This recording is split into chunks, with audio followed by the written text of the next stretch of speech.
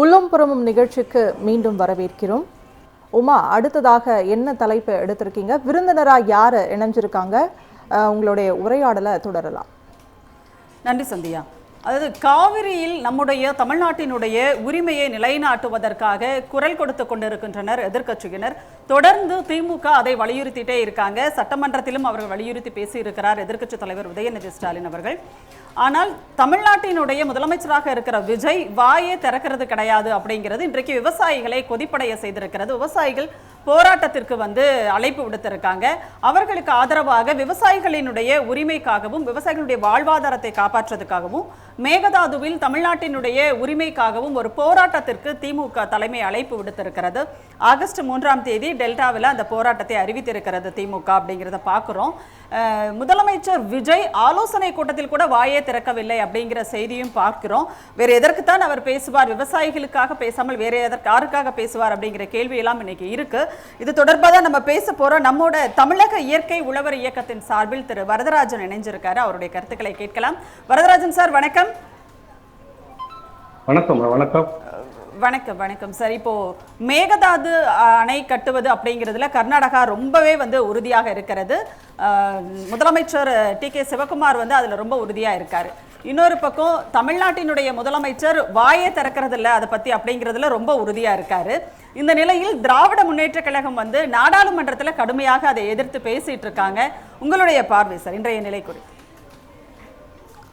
நேயர்களுக்கு என்னுடைய வணக்கத்தை தெரிவித்துக்கிறேன். உண்மையிலேயே தமிழ்நாட்டில் இருக்கிற முதலமைச்சர் அவர்கள் எதுவும் பேசாமல் சாதித்து விடலாம் என்று நினைக்கிறார். இது உண்மையிலேயே தமிழக மக்கள் மீது ஒரு மிகப்பெரிய வருத்தத்தை ஏற்படுத்தி இருக்கிறது. குறிப்பாக விவசாய வர்க்கமாக இருக்கிற எங்களுக்கு இது ஒரு மிகப்பெரிய நெருக்கடியை இப்பொழுது ஏற்படுத்தி இருக்கிறது. குறிப்பாக சொல்ல வேண்டுமானால் இப்பொழுது தமிழகத்திலே மிக ஜீவாதார பிரச்சனையாக இருப்பது காவிரி பிரச்சனை. காவிரி பிரச்சனையில் முதலமைச்சர் அவர்கள் எந்த விதமான ஒரு உரையாடலையும் பேசாமல் அல்லது மத்திய அரசு எது பேசினாலும் கண்டுகொள்ளாமல் இருப்பது என்பது உண்மையிலேயே இந்த நிலையை எங்க கொண்டு விடுமோ என்கின்ற ஒரு அச்சம் ஏற்பட்டிருக்கிறது.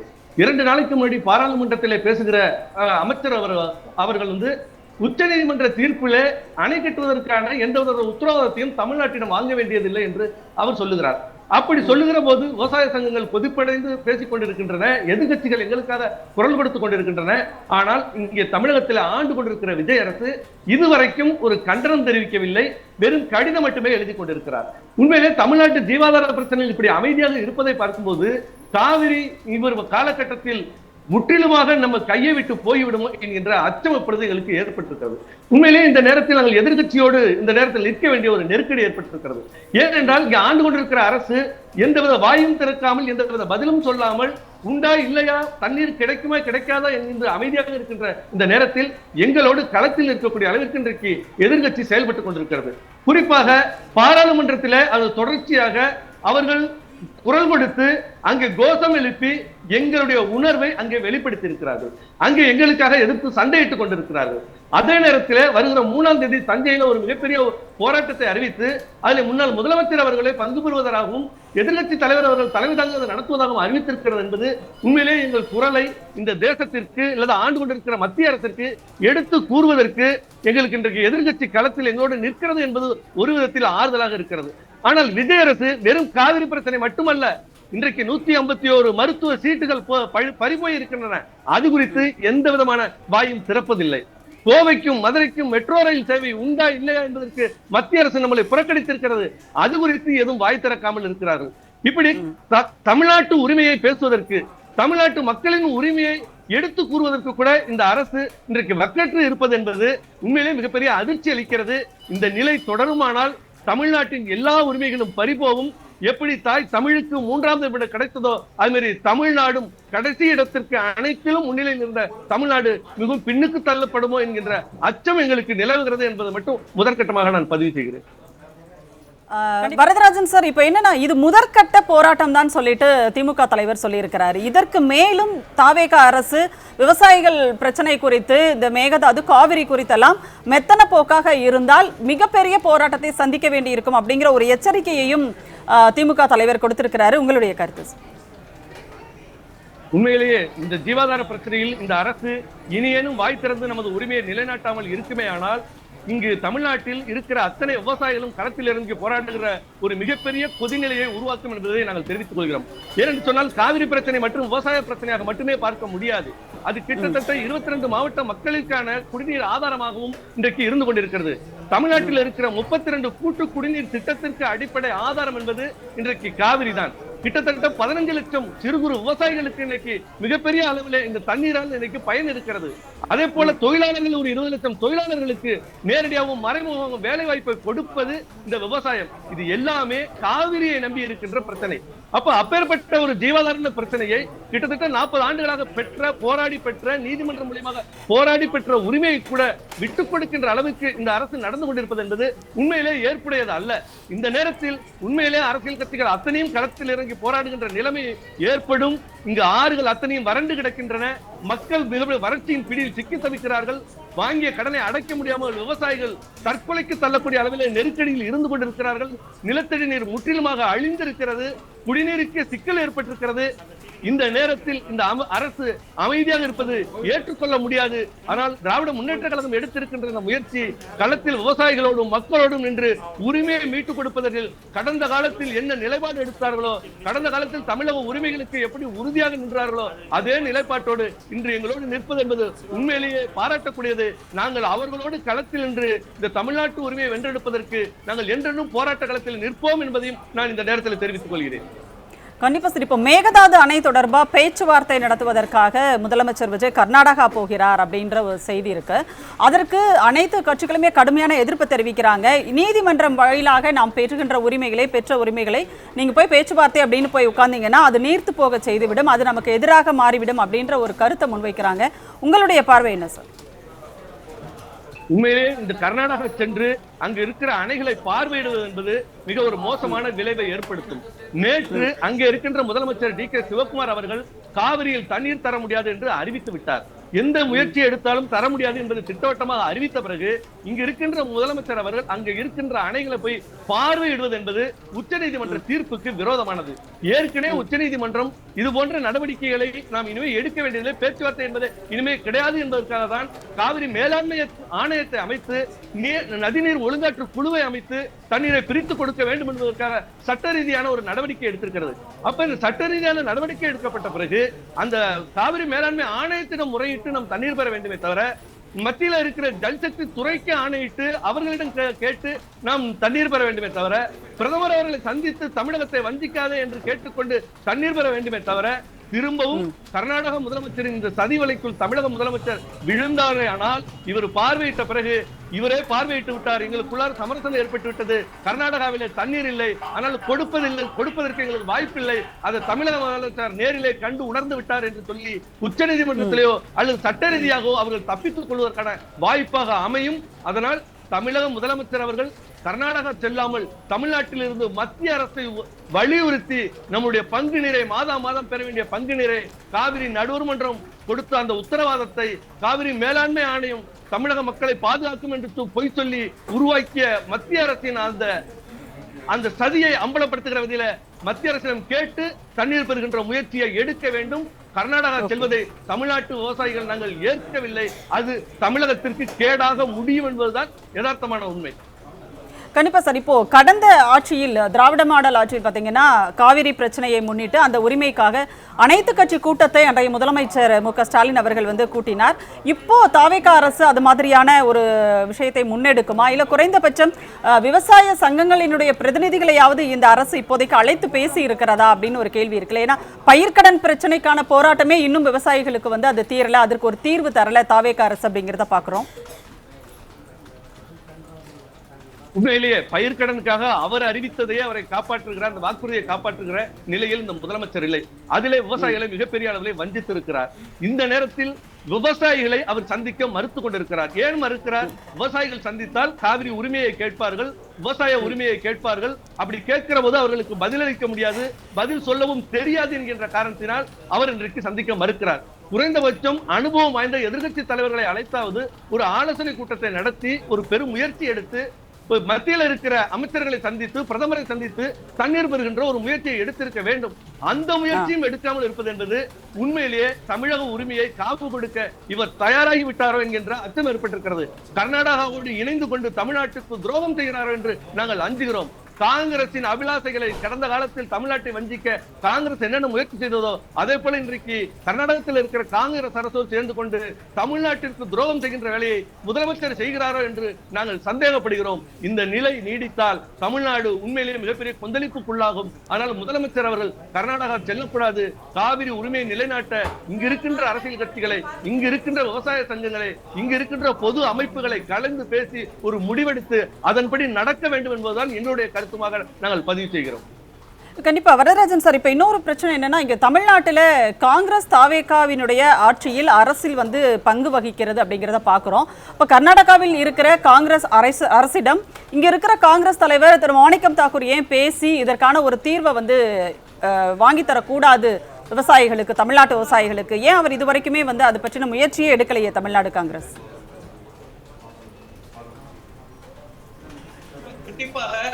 இந்த விஷயத்தில் காங்கிரஸ் கட்சி தமிழ்நாட்டிலே ஒரு மிகப்பெரிய துரோகத்தை இழைத்துக் கொண்டிருக்கிறது. உண்மையிலேயே இங்கே அவர்கள் தாவேகாவின் உதவியுடன் இங்க இருக்கின்ற அவர் பிரவீன் சக்கரவர்த்தி அவர்கள் முதல் முறையாக எம்பி ஆகி சென்றிருக்கிறார். அந்த எம்பி இதுவரைக்கும் காவிரி குறித்தோ மேகதாது அணை குறித்தோ என்ன பேசிக் கொண்டிருக்கிறார் என்பதை நாம் கவனத்தில் எடுத்துக்கொள்ள வேண்டும். அதே போல மாணிக் தாகூர் அவர்கள் அங்க இருக்கிற காங்கிரஸ் அரசோடு பேசி இது தமிழ்நாட்டு உரிமை, தமிழ்நாட்டிற்கு நீங்கள் தண்ணீர் கொடுங்கள் என்று ஒரு முயற்சி எடுத்து தண்ணீரை பெற்றுக் கொடுப்பதற்கு என்ன முயற்சி எடுத்திருக்கிறார்கள் என்பதை நாம் இந்த நேரத்தில் கவனிக்க வேண்டும். சரி, இவர்களே இல்லை என்றால் கூட மத்தியில் அந்த எதிர்கட்சி தலைவராக இருக்கின்ற ராகுல் காந்தி அவர்கள் தமிழ்நாட்டை வஞ்சிக்காதே, தமிழ்நாட்டு மக்களும் நம் மக்கள் தான், அவர்களும் இந்திய மக்கள் தான், அவர்களுக்கு தண்ணீர் கொடுப்பதை நீங்கள் துரோகம் செய்யாதீர்கள், உடனடியாக தண்ணீர் கொடுங்கள் என்று தன் சொந்த கட்சி முதலமைச்சருக்கு ஒரு அறிவுறுத்தலை கொடுத்திருக்க வேண்டும். அவர்களும் கொடுக்கவில்லை. அப்ப தமிழ்நாட்டு மக்களுக்கு துரோகம் செய்வதிலே காங்கிரஸ் அன்றும் செய்தது, இன்றும் செய்தது, என்றும் செய்வதற்கு அது தனி துடித்துக் கொண்டிருக்கிறது என்பதுதான் இதை நாம் புரிந்து கொள்ள வேண்டும். அப்ப காங்கிரஸை நம்பி நமக்கு பிரயோஜனம் இல்லை. காங்கிரசின் பேரில் தான் காங்கிரசோடு இணக்கமாக இருக்க வேண்டும் என்பதற்காக டி.கே. சிவகுமாரின் அழைப்பின் பேரில் இவர் கர்நாடகா செல்கிறார். ஏன் செல்கிறார்? இங்க இருக்கிற காங்கிரஸ் தகவல் இவர் ஆட்சி அமைத்துக் கொண்டிருக்கிறது. இந்த ஆட்சிக்கு பங்கு விளைவிக்கக் கூடாது என்பதற்காக காவிரி உரிமைக்கு துரோகம் செய்கிறார் என்பதுதான் இந்த நேரத்தில் நாம் புரிந்து கொள்ள வேண்டியிருக்கிறது. கண்டிப்பா சார், இப்போ தமிழ்நாட்டிலும் விவசாயிகள் அடுத்தடுத்த போராட்டங்களை அறிவிச்சிருக்கிறாங்க. அது பற்றி உங்களுடைய பார்வை என்ன சார்? அந்த போராட்டங்களுக்கு தாவேகா அரசு செவிசாய்க்குமா? உங்களுடைய விவசாயிகளுடைய கோரிக்கையை முதலமைச்சரை இறங்கி கேட்பாரா அப்படின்ற கேள்வி இருக்குல்ல. முதலமைச்சர் ஒரு காலமும் இறங்கி வரமாட்டார். ஏனென்று சொன்னால் அவர் கட்சியில இருக்கின்ற எம்எல்ஏக்கள் செய்கின்ற தவறை கூட அவர் தட்டி கேட்பதற்கு இன்றைக்கு தயாராக இல்லை. தமிழகம் முழுக்க இன்னைக்கு லாக்அப் டெத் நடந்து கொண்டிருக்கிறது. அதை தட்டி கேட்க அவர் தயாராக இல்லை. பெண் வன்கொடுமைகள் நடந்து கொண்டிருக்கிறது, தட்டி கேட்க தயாராக இல்லை. சொந்த கட்சி எம்எல்ஏ மீதே புகார் வருகிறது, அது குறித்து அவர் கேட்க தயாராக இல்லை. இப்படி சொந்த கட்சியில் மட்டும் பிரச்சனை இல்ல, தமிழ்நாட்டு உரிமைகளை கிட்டத்தட்ட பாத்தீங்கன்னா இன்னைக்கு தமிழ் தாய் வாழ்த்திற்கு ஒரு மிகப்பெரிய அவமானம் தேசத்தில் ஏற்பட்டிருக்கிறது. இதுவரைக்கும் தமிழுக்கு இல்லாத ஒரு பின்னடைவு ஏற்பட்டிருக்கிறது. இது குறித்து கூட அவர் பேச இன்றைக்கு மறுக்கிறார். அப்ப அவர் தமிழ்நாட்டில் யாருக்காக ஆட்சி நடத்துகிறார், எதற்காக ஆட்சி நடத்துகிறார், இவர் ஆட்சியில் கீழ் வாழுகின்ற மக்களுக்கு இவர் என்ன செய்தி சொல்கிறார் என்பது இந்த நேரத்தில் புரிந்து கொள்ள வேண்டியிருக்கிறது. அப்ப மக்களை முட்டாளாக நினைத்துக் கொண்டு நாம் இப்படி அமைதியாகவே இருந்து விடலாம், வாய்ப்புத்திய சமாளித்து விடலாம் என்று நினைத்தார்கள். அது 8 கோடி தமிழ் மக்களுக்கும் அவர் செய்கின்ற துரோகம், 8 கோடி தமிழ் மக்களுக்கும் இந்திய தேசத்தில் ஏற்பட்டிருக்கிற மிகப்பெரிய தலை குடிவு என்பதையும் நான் இந்த நேரத்தில் பதிவு செய்கிறோம். ஏன்னு சொன்னால் அவ்வளவு ஒரு அவமானகரமான நிலையில நின்று கொண்டிருக்கிறோம். விவசாயிகள் அத்தனை பேரும் இன்றைக்கு களத்தில் என்று துடித்துக் கொண்டிருக்கிறார்கள், தண்ணீர் இல்லாமல். ஒவ்வொரு வர்க்கமும் இன்னைக்கு களத்தில் என்று போராடி கொண்டிருக்கிறது. மாணவர்கள் ஒரு பக்கம் போராடி கொண்டிருக்கிறார்கள். ஆனால் இந்த நேரத்தில் எது குறித்தும் பேச மாட்டேன் என்று சொல்லிவிட்டு இவர் பாட்டே ஒரு சுத்திக்கிட்டு இருக்கிறது, எங்கேயோ போறது, 6 மணிக்கு மேல வெளியில வரதில்ல, 6 மணிக்கு மேல பதில் சொல்றதில்ல அப்படின்னா தமிழ்நாட்டு பிரச்சனையை யார் பேசுவா? முதலமைச்சர் தான் பேசியாகணும், முதலமைச்சர் தான் வாய் திறந்து சொல்ல வேணும். ஏன்னா ஒட்டுமொத்த பிரதிநிதியாக அவர் இருக்கிறார். ஆனா இதெல்லாம் ஒரு புறந்தள்ளி விட்டு செல்வது என்பது உண்மையிலேயே இது இந்திய தேசத்தில் தமிழ்நாட்டுக்கு ஏற்பட்டிருக்கிற ஒரு அவமானம், மிகப்பெரிய பேரிடர் ஏற்பட்டிருக்கிறது தமிழ்நாட்டிற்கு. இதுபோல் இதுவரைக்கும் எந்த முதலமைச்சரும் இருந்ததில்லை. இவ்வளவு பெரிய அசிங்கத்தை தமிழ்நாடு இன்றைக்கு சுமந்ததில்லை. ஒரு மிகப்பெரிய கரையை தன் வாழ்நாளிலே தமிழ்நாடு சுமந்து கொண்டிருக்கிறது என்பதுதான் இதில் இருக்கிற உண்மை என்பதை நான் இந்த நேரத்தில் பதிவு செய்கிறேன். கண்டிப்பா. நிறைவாக ஒரு கேள்வி உங்ககிட்ட. இப்போ தமிழ்நாட்டு அரசினுடைய தாவேகா அரசு நிதிநிலை அறிக்கையை தாக்கல் செய்ய போறாங்க, முதல் நிதிநிலை அறிக்கை. அந்த நிதிநிலை அறிக்கையில் விவசாயிகளினுடைய பயிர்க்கடன் உள்ளிட்ட கோரிக்கைகளுக்கு அங்கே இடம் இருக்குமா அப்படிங்கிற ஒரு கேள்வி ப்ளீஸ்.